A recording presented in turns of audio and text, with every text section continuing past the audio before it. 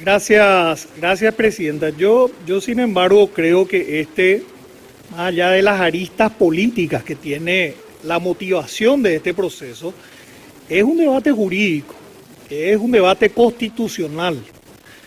La Constitución nos impone, en este caso a los senadores, estudiar el mérito de la causa en el artículo 191.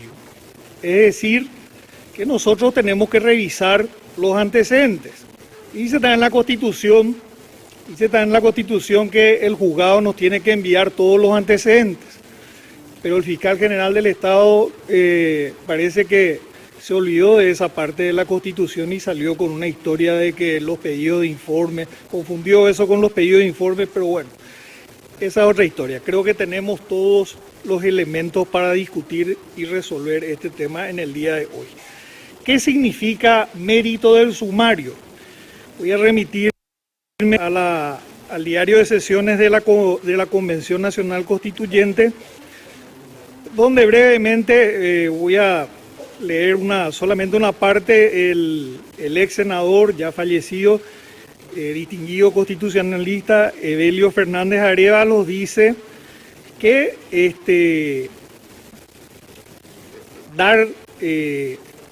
conceder el desafuero exige cierta seriedad, que el sumario sea elevado con los antecedentes del caso puesto a consideración del cuerpo, y el cuerpo verá si en ese sumario están reunidos antecedentes suficientes para conceder el desafuero. Una primera cuestión, además de que no nos enviaron todos los antecedentes, y este es un precedente nefasto, ¿cómo no nos si tenemos que analizar el mérito del sumario, es decir, de la causa, cómo no nos van a enviar todos los antecedentes? Pero al margen, hay otra cuestión que fue también señalada, que es el incumplimiento por parte del juzgado de garantías del artículo 328, que regula el desafuero, donde dice claramente que el juzgado, si existiese mérito para formar causa y disponer su sometimiento o proceso sin ordenar su captura, o sea, la captura de la persona procesada, el juez penal lo comunicará acompañando, acá se repite, copia íntegra de las actuaciones producidas a la Cámara respectiva. Lean el escueto oficio del juzgado, no hay una sola consideración, una única mención, mención alguna al mérito de la causa. La jueza no analizó el mérito de la causa ni remitió los antecedentes a esta Cámara, lo cual de entrada constituyen ya dos irregularidades sumamente serias. Entiendo que todos los colegas habrán leído el acta de imputación en forma completa, y realmente resulta bastante difícil entender cuál es la línea, porque hay filtraciones, y para imputar a una persona uno tiene que establecer claramente el relato de los hechos, lo cual implica decir, bueno, ¿por qué existe esa sospecha o ese convencimiento de que esa persona pudo haber filtrado? Pero en este caso no hay ninguna mención. No hay ninguna mención, en ningún caso se dice por qué los imputados o por qué la Fiscalía considera que los imputados son los responsables de haber filtrado esos documentos. Lo que hacen es una relación de las filtraciones producidas. Y en este caso, cuando hablamos de revelación de secretos en general, estamos hablando de documentos. Pero donde se ve claramente el trasfondo político es cuando se inicia la carpeta. La imputación es muy parecida a la denuncia, ¿verdad? Le nombran luego al denunciante, al señor Cartes, en dos ocasiones en los primeros párrafos. Y después dice, esta es la hipótesis de la Fiscalía, durante parte de su periodo de gobierno el expresidente Mario Abdo Benítez habría gestado un esquema que aspiraba a generar investigaciones penales en contra de figuras contrarias a su movimiento dentro del Partido Colorado, entre paréntesis, Horacio Cartes y Santiago Peña, con el propósito de debilitar sus figuras en el ámbito político, económico y principalmente electoral. En el derecho penal antiguo había un capítulo de delitos políticos, que ahora se superó, en general ya se superó esa idea. Díganme qué motivación más política podría tener la Fiscalía. Esto es un acto de sincericidio.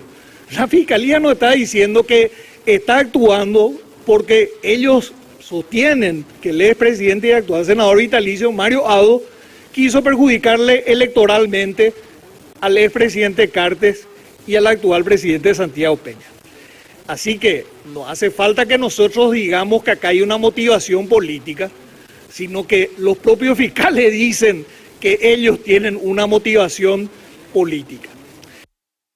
Vamos a hablar de las filtraciones, porque acá todo gira en torno a las filtraciones y se citan el documento que mencionó el colega que me precedió en el uso de la palabra, que es un informe de inteligencia número 10, creo que del 2022, y un pedido de informes de la Fiscalía de Panamá.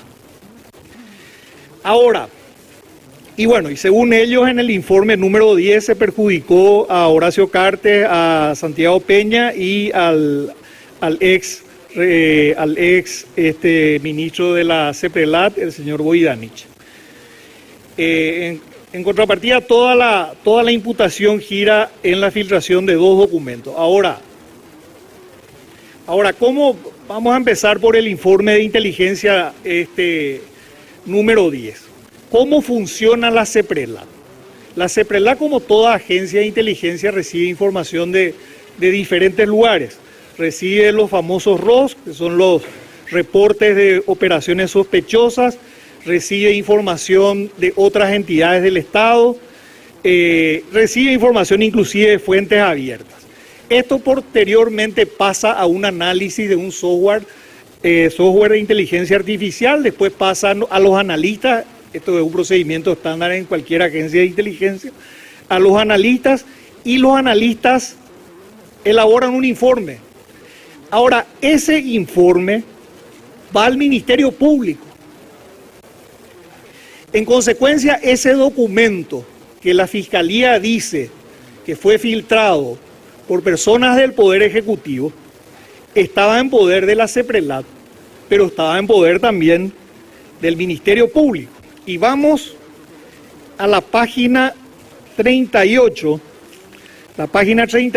de la imputación, y ahí está la secuencia de cómo ese informe va circulando. El 20 de mayo se le pasa a la fiscal general del Estado, Sandra Quiñones.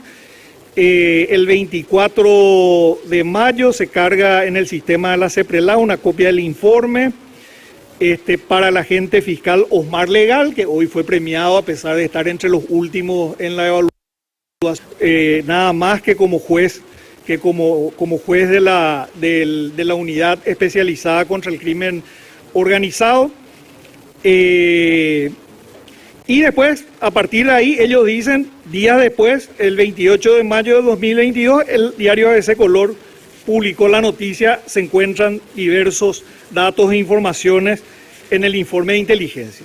Ahora, ese informe tenía Sandra Quiñones, ese informe tenía el fiscal Osmar Legal, y ese informe tenía la CEPRELAT. ¿Y por qué no están investigados Sandra Quiñones? ¿Y por qué no está investigado Osmar Legal? Y quiero que exhiban otros informes que fueron filtrados, en este caso al grupo La Nación. Si pueden proyectar, por favor, empresa de Trovato activa alerta de CEPRELAT. Esto es del 2021, de antes inclusive. Empresa de Trovato activa alerta de CEPRELAT por vínculos con esquema de lavado de dinero, Apostala y sus vínculos con narcos, apuestas deportivas, fachada para lavar dinero.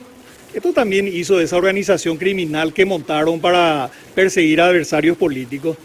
Informe de CEPRELAT, 80, etcétera. Y fíjense también, en el diario del Grupo Nación del expresidente Cartes, tuvieron acceso a las escuchas telefónicas de la Senat. Si siguen, por favor, mi jefe nuevo quiere conocerte, dijo oficial de Interpol a supuesto narco, oficial supuesto narco, esto de primera plana. ¿Quién filtró esto? Porque acá no hay ninguna, porque esto no es culpa también de los mismos. Y hay muchos ejemplos más. Vamos al informe de Panamá. Vamos al informe de Panamá. El informe de Panamá se da en el marco de la red de recuperación de activos de Gafilat. Obviamente, se lo está investigando al señor Cartes, piden un informe para saber qué activos tenían acá. Ahora, ese informe va a ese pedido de la fiscala va a 3 dependencias. Va a CEPRELAT, va a la policía y va al público. ¿Y quién era el punto de contacto en el Ministerio Público?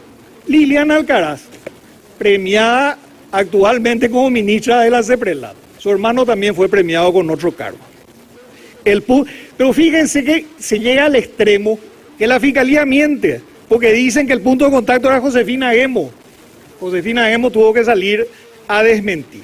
Y salió un comisario, le hacen decir a un comisario, no sabemos si en realidad dijo, porque todo esto se hizo a espaldas de la defensa, que Mario Audo le ordenó que le entregue en papel a Rey. ¿Y para qué querían en papel si ellos tenían en su sistema? O sea, es absolutamente ridículo.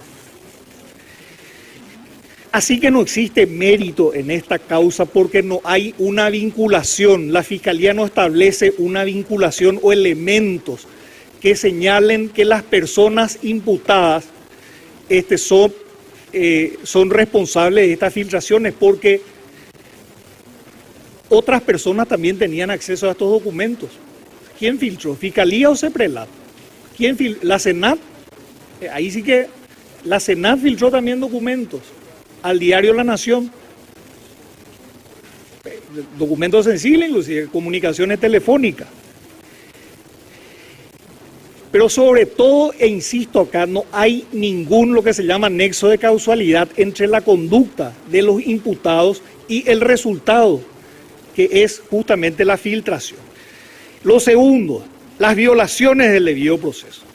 Mentira que se respetaron las garantías del debido proceso. Se hizo la investigación a espaldas de los procesados. Es más, miren la mala fe que tuvo la Fiscalía. Cambiaron la carátula, era inicialmente Yucio y otros. Cuando se fueron a reclamar acceso a la carpeta fiscal, le negaron y cambiaron la carátula y pusieron una carátula personas innominadas para tener una justificación y no darles el expediente.